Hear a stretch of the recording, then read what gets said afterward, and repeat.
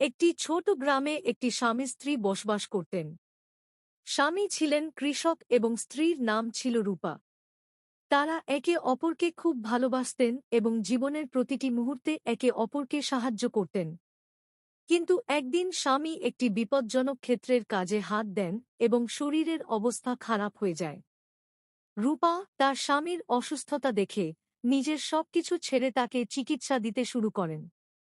গ্রামে খুব কম ডাক্তার ছিল, তাই রূপা রাতদিন তার স্বামীর সেবায় ব্যস্ত হয়ে পড়েন।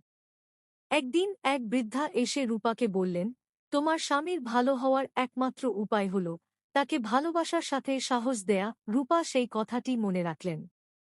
শেষ পর্যন্ত স্বামীর অসুস্থতা কেটে গেল এবং তিনি সুস্থ হয়ে উঠলেন।